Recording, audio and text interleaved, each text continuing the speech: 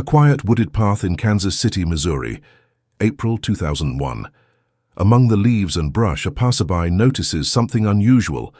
A plastic trash bag, torn at the edges, sitting alone where no one would expect it. The sight is disturbing, but nothing could prepare investigators for what they found inside. When the bag was opened, the horror was revealed. The body of a young girl, brutally discarded, her head missing. No one came forward. No family claimed her. For the city, she became known simply as Precious Doe. A child without a name, a story without an ending. For years, detectives worked tirelessly. Posters were shared. Vigils were held. The image of a little girl, treated like refuse, haunted not only Kansas City but the entire nation. People wanted answers. They wanted to know, who was she? Why was she left there? And who could carry out such an act?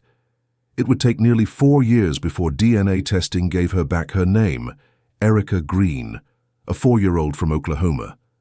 Her identity shattered the mystery, but it also uncovered a truth darker than anyone expected. Erica's own mother, Michelle Johnson, and her mother's boyfriend, Harold Johnson, were at the center of this case. A tale of neglect, rage, and choices that ended with an innocent child's body hidden inside a trash bag. In this episode, we will examine every step of this heartbreaking story. From the discovery in the woods, to the tireless investigation, to the trial that exposed the brutal reality behind Erica Green's death. This is not just a crime story. It is the story of a community's grief, a father's devastation, and a child who was remembered by strangers before she was ever claimed by her own blood. If you want to hear the full story of Erica Green, known to the world as Precious Doe, stay with us. And if you appreciate in-depth true crime storytelling, remember to like this video, subscribe and turn on notifications so you never miss an episode. To understand the tragedy of Erica Green, we must begin long before the wooded discovery in April of 2001. Behind the haunting name Precious Doe was a child born into circumstances already weighed down by instability, fractured relationships, and choices that would ultimately decide her fate. Erica Green was born in May of 1997 in Oklahoma. She was small, delicate, and described by relatives as quiet and sweet. But her short life was marked not by stability and safety, but by uncertainty. Her biological father, Eric Green, had been separated from her mother, Michelle Johnson. Like so many fractured families, the bond between father and daughter was cut off by distance and by conflict. Eric did not have custody of Erica, and his chances to be present in her early years were minimal. This absence would later haunt him, when the little girl he longed to see would be found not alive and smiling, but discarded in a trash bag, her name forgotten until science restored it. Her mother, Michelle Johnson, carried the weight of raising Erica, but her choices drew her deeper into unstable relationships. Michelle was not alone for long. She entered into a relationship with a man named Harold Johnson. Harold's background painted the picture of a man marked by anger and poor decisions. He was not the protector that Erica needed. Instead, his presence would become the darkest shadow in her short life. Kansas City, Missouri, in the early 2000s, was a community with its share of hardships. Crime rates, poverty, and fractured families created an environment where tragedies were not rare. Yet nothing could prepare the city for what was about to unfold. The wooded area where Erica's body was found was the kind of quiet, overlooked place where children might have once played, or where families might have walked on warm days. But in April of 2001, it became the scene of horror. A plastic trash bag, red at the edges, abandoned under leaves and brush, holding the remains of a little girl. The first responders who arrived that day would never forget the sight. A child's body, lifeless, headless, left as though her existence did not matter. What was striking, even more than the brutality of the crime, was the silence that followed. No missing child reports matched the description. No parents stepped forward. No school called to say a student had not arrived. The detectives were left with a child's body and no identity. And so the city gave her a name. She was called Precious Doe. For years, the name carried both hope and sorrow. Hope that one day her family would be identified, sorrow that until then she would remain an unknown child in the public's memory. Vigils were held. Strangers placed flowers at makeshift memorials. People who never knew Erica mourned for her. The city had adopted her, a daughter lost to violence, claimed by a community that refused to forget her. As the months passed, detectives pieced together what little evidence they had. Forensic testing was slow, the technology not yet what it would become in later years. But the case did not fade. Investigators refused to let Precious Doe be forgotten. Officers spoke of how the image of the small broken body haunted them when they went home to their own children. Reporters revisited the case year after year, reminding the public that a child had been thrown away like garbage and still had no name. Behind this silence, far from the vigils and the headlines, lived Michelle Johnson and Harold Johnson. They knew exactly who that little girl was. They knew the truth behind the bag in the woods. But for nearly 4 years, they said nothing. The people of Kansas City searched for answers, while Erica's own mother remained silent, protecting the man who had taken her child's life. This is the backdrop of the case. A young girl born into instability, a father cut off and absent, left to mourn only after the fact, a mother entangled with a violent man, a city grieving a child it never knew, and an investigation pressing forward with determination. What came next was the revelation of the crime itself and the horrifying details of how Erica Green, just 4 years old, was killed, dismembered and hidden away inside a trash bag. April 28, 2001. A warm spring afternoon in Kansas City. A man walking through a wooded area near Hibbs Park noticed something that did not belong. At first glance, it was just another trash bag caught in the brush, weighed down with something heavy. But as he looked closer, the bag seemed wrong, torn at the edges, red in color, left where no one would normally discard household waste. Curiosity turned to alarm, and he called authorities. When police arrived, they cut open the bag. Inside was the body of a small child, a girl. She was dressed, her tiny frame crumpled, but one detail shocked everyone on the scene. Her head was missing. This was no accident. This was not the tragic death of a lost child. This was deliberate, violent, and calculated. The child was estimated to be between 3 and 5 years old. But without her head, there were no dental records to check, no photographs that could be compared, no clear path to identification. What investigators faced was more than just a murder. It was a child stripped of her identity. The crime scene was secured. Officers searched the area, combing through brush and soil, looking for anything that could explain who this little girl was or how she came to be here. Yet the more they looked, the more questions they found. There were no immediate signs of a struggle nearby. No footprints or tire tracks stood out. The trash bag appeared to have been dropped quickly, abandoned without thought, as if the killer expected it would never be found. In the days that followed, the news spread across Kansas City. A child's body, headless, left in a trash bag. The details were so horrific that many struggled to accept them. Reporters described the case with a single name that would echo for years: Precious Doe. She was nameless, but she would not be forgotten.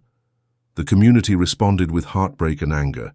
Vigils were held near the site where she was found. Strangers who had never known her left teddy bears, flowers, and notes. For them, she was not just a victim. She was every child, every symbol of innocence cut short. Parents held their children closer at night, shaken by the thought that a young girl could be treated as garbage. Behind the scenes, detectives worked tirelessly. Autopsy reports revealed that the child had suffered blunt force trauma to the head. The blows had been so severe that they caused death. The decapitation came after, an act meant to conceal identity. To investigators, this detail was both shocking and telling. Whoever committed this crime did not want the little girl recognized. This was not the work of a stranger passing through. This was someone who knew her. But who was she? With no missing children matching her description, the mystery deepened. Flyers went out. Artists created composite sketches of what she might have looked like. None brought answers. Months passed, then years. Still, no one stepped forward. While Kansas City mourned, Michelle Johnson and Harold Johnson lived in silence. Michelle, the child's own mother, knew exactly what had happened. She had been there on the night Erica died. Harold, her boyfriend, had grown enraged at the little girl's behavior. In his anger, he lifted her by the arms and slammed her head against the ground. The force fractured her skull. Erica was only 4 years old. She did not survive. Panic followed. Harold decided that the only way to avoid being caught was to remove her head. He believed that without it, no one would ever know who she was. And so, in an act as brutal as the murder itself, he severed the child's head from her body. Michelle stood by, silent, complicit. Together, they placed Erica's body in a plastic trash bag, carried it to the woods, and abandoned her as if she were nothing. For nearly 4 years, the truth remained hidden. Erica Green became Precious Doe, the nameless child who embodied both tragedy and mystery. Kansas City kept her memory alive, not knowing that her own mother and stepfather lived freely, watching the world mourn for the little girl they had left behind. This was the crime. A 4-year-old child killed by the man who should have protected her, betrayed by the mother who refused to save her, and discarded in a trash bag that told the world she was disposable. But the investigation was only beginning, and it would push detectives to the very limits of persistence before the answers were revealed. Excellent. We'll now move directly into Chapter 3, the investigation. Continuing from the crime scene and carrying the narrative forward, this will remain in the documentary narrator-only style, with suspense, seriousness, and a word count of about 600 words. Narrator voice only. The investigation into the identity of Precious Doe began immediately. Detectives knew that solving this case would depend on patience, persistence, and science. But in those first few days, they had almost nothing to work with. The body of the young girl had been stripped of the very feature that might have made identification possible. With no head, there were no dental records to compare. Her fingerprints were not in any system. No school records matched her description. There were no missing children reports in the region that fit. She was, in every practical sense, invisible. Still, investigators refused to let her fade into silence. They began by combing the wooded area near Hibbs Park. They searched the soil, the leaves, every corner of the brush. They looked for clothing fibers, traces of blood, or any tool that might have been used to conceal her body. What they found was a few strands of hair, fragments of clothing, and the torn edges of the red plastic bag. But none of these pieces alone could tell them who she was. The case quickly drew national attention. The brutal detail of the child's decapitation shocked the country. News broadcasts referred to her as Precious Doe, and Kansas City adopted the name. Candlelight vigils were held where the bag was discovered. Strangers left flowers and stuffed animals. A small memorial began to grow, a symbol of love for a child no one knew, but everyone wanted to protect in death. Detectives pursued every lead. They worked through missing children's databases across multiple states. They reached out to the National Center for Missing and Exploited Children. Sketch artists created renderings of what the child's face might have looked like, based on body measurements and forensic estimation. The drawings were circulated across news outlets. Each time the phone lines lit up with calls, but none brought the right answer. The passage of time only deepened the frustration. Weeks turned into months. Months became years. The body of Precious Doe was laid to rest in a Kansas City cemetery, with the community acting as her family. Hundreds attended the funeral. They wept for a girl they had never met, carrying the weight of knowing her killers were still free. Investigators held on to one lifeline: DNA. Samples were collected from the body, preserved, and entered into national databases. In the early 2000s, DNA technology was advancing, but the process was still slow. Matches required cooperation from relatives or connections across state lines. For 3 years, the samples produced no matches. Meanwhile, detectives interviewed hundreds of people. They visited schools, hospitals, and social services agencies. They checked every daycare report and foster care record. Each possibility ended in disappointment. But detectives refused to stop. Sergeant David Bernard, one of the lead investigators, said the case kept him awake at night. He spoke of looking into his own daughter's eyes and seeing the face of the unknown child. For him, and many others, this was not just a case. It was personal. Finally, in 2005, a break came. A tip reached investigators that Michelle Johnson, who had once lived in Kansas City, had a daughter who matched the age and description of Precious Doe. Further inquiries revealed Michelle's boyfriend, Harold Johnson, had a criminal history of violence. Detectives obtained DNA from Erica's biological father, Eric Green, who was living in Oklahoma. When the tests came back, the truth was undeniable. The child in the red trash bag was Erica Green. For Kansas City, the revelation was both relief and heartbreak. The community had prayed for her identity, but the truth was worse than many expected. Erica had not been a lost child overlooked by strangers. She had been betrayed from within her own home. Her death was not the act of an unknown predator, but of those closest to her. With DNA confirmation, investigators turned their focus on Michelle and Harold Johnson. After nearly 4 years of silence, the walls around them began to crumble. Detectives were closing in, and the truth of Erica's final moments was about to come to light. The discovery of the small body in the red trash bag left Kansas City stunned. For detectives, the first task was clear: identify the victim. Yet that task proved far more complex than anyone anticipated. The child's head was missing, severed with disturbing precision. Without dental records, without fingerprints, without a family stepping forward, the trail went cold almost instantly. She was, for the time being, nobody. And so, the city gave her a name: Precious Doe. It was a name born out of compassion, a way for strangers to grieve for a child they had never met. Candlelight vigils were held. Volunteers gathered with posters, passing her photo through neighborhoods, hoping that someone, somewhere, would recognize her. Churches opened their doors for prayer services, and citizens came forward with tips, none of which led to answers. For months that stretched into years, Erica Green remained unidentified, a symbol of a child abandoned not just by her family, but by justice itself. Behind the scenes, investigators refused to let the case fade. They scoured missing children's reports across the country, combed through shelters, and ran forensic sketches in newspapers. Still, silence. The case files grew thicker, but the answers remained out of reach. Detectives often admitted privately that the image of the bag, the body, and the missing head haunted their sleep. Then, a breakthrough. Nearly 4 years after her body was discovered, DNA evidence finally provided a name.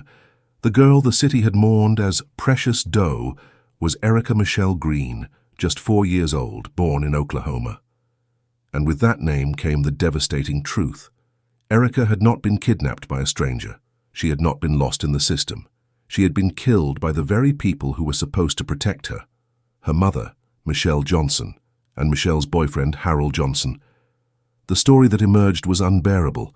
Prosecutors later revealed that Erica's death had been the result of a violent act at the hands of Harold Johnson.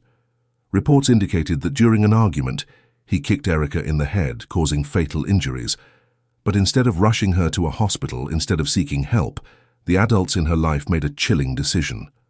Harold Johnson severed Erica's head with a pair of hedge clippers, placing her remains in a trash bag, and discarding her in a wooded area as though she were garbage.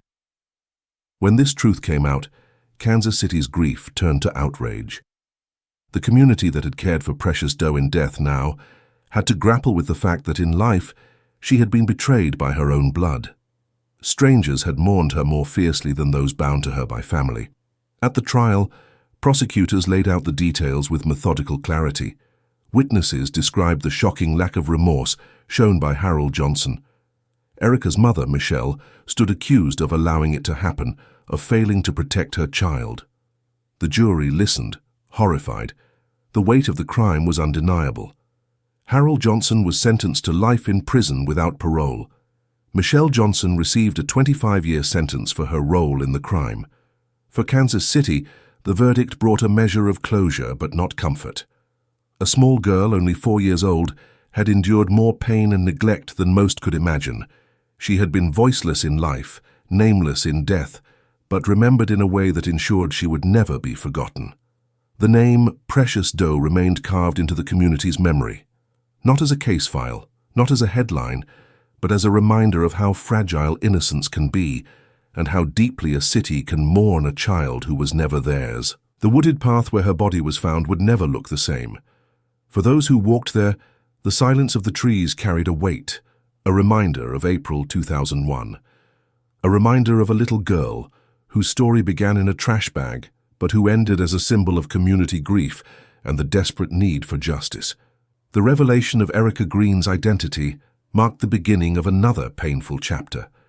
For years, the city had called her Precious Doe, holding vigils and searching for her family, never realizing that the very people they sought answers from were the ones responsible for her death. When Michelle Johnson and her boyfriend Harold Johnson were finally brought to trial, Kansas City braced itself to hear the full, unflinching details. Courtrooms have seen horrors before, but what unfolded during the trial was almost unbearable to witness. Prosecutors carefully reconstructed the timeline of events, showing jurors how a 4-year-old girl's life had been brutally cut short. Erica was described as playful and bright, a child who deserved laughter and love. Instead, she was subjected to violence and silence. Witnesses recalled the night of April 28, 2001.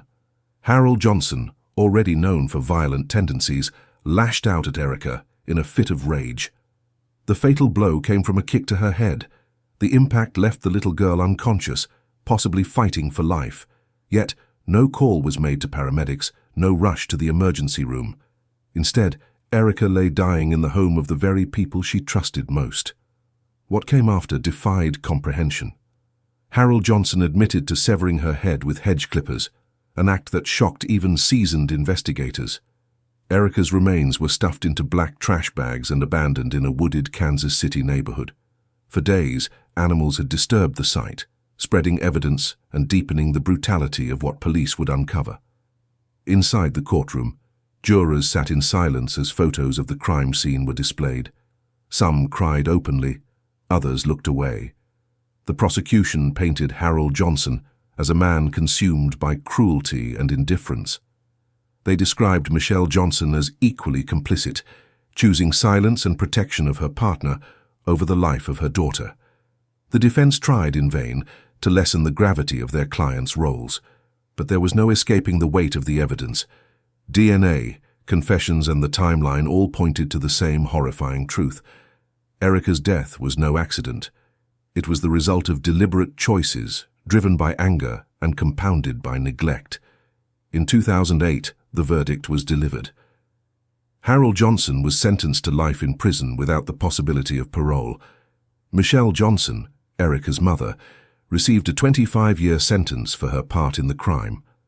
The judge's words echoed through the courtroom, emphasizing that the community's trust had been shattered by their betrayal. For Kansas City, justice had been served, but closure was complicated. Outside the courthouse, citizens held another vigil, not just for Erica, but for the innocents stolen from the city itself. People left flowers, stuffed animals, and handwritten notes. Some expressed relief that the killers were behind bars. Others spoke of lingering heartbreak, unable to reconcile how a mother could allow such suffering. One of the most powerful voices belonged to Erica's biological father, who had been absent during much of her short life. He wept openly as he spoke to reporters, expressing regret that he had not been there to protect her. His grief carried an extra weight, the knowledge that he would never have the chance to make amends or see his daughter grow up. The legacy of Erica Green did not end with the trial. For years after, Precious Doe became a symbol of community awareness, sparking conversations about child abuse, neglect, and the importance of intervention. Advocacy groups used her story as a rallying cry to strengthen child protection laws, reminding the public that silence can be as deadly as violence. In Kansas City, a memorial was erected in her honor. Visitors still come, years later, to leave flowers or simply stand in quiet reflection. For them, Erica Green is not just a name in a case file, but a reminder of the collective responsibility every community has toward its children. Her story remains heavy, a haunting tale of innocence betrayed and justice delayed. But in remembering her, the city ensured that Erica's brief life, though marked by tragedy, would not be forgotten. She lives on not as an anonymous figure in a trash bag, but as Precious Doe, a child who moved a city to mourn, to rage, and to change. The revelation that the little girl in the trash bag was Erica Green sent shockwaves through Kansas City. For years she had been known as Precious Doe, a symbol of lost innocence. Now she had a name, and with that name came the heartbreaking truth about how she lived and how she died. Investigators pieced together her short life. Erica was only 4 years old, born in Oklahoma. Her mother, Michelle Johnson, had a troubled past, marked by instability, poor choices, and relationships that often brought danger rather than safety. By the time Erica came under the care of Michelle and her boyfriend, Harold Johnson, the environment around her had already become unsafe. The details that emerged in court were almost too painful to comprehend. According to testimony, Erica suffered at the hands of Harold Johnson. On the night of her death, a moment of rage turned fatal. Erica was beaten, left with severe injuries. Instead of rushing her to the hospital where she might have been saved, the decision was made to silence her suffering permanently. In a chilling attempt to conceal the crime, Harold severed her head from her body, placing both in separate trash bags. The horror of it echoed through the courtroom years later. Prosecutors described how Erica's body was discarded in the woods, left to decay, while her head was hidden in a freezer inside the home. It was only through relentless police work, advances in DNA testing, and eventually a tip that the case found its resolution. Michelle Johnson ultimately pleaded guilty to second-degree murder and received a 25-year sentence. Harold Johnson was convicted of first-degree murder and sentenced to life without parole. Justice, in its most fragile form, was served. Yet for many, there was no closure. The community that had named her Precious Doe never forgot the child they mourned before they even knew her name.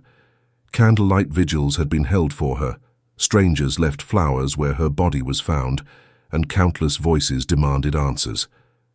In the end, Erica Green's story became more than a case file.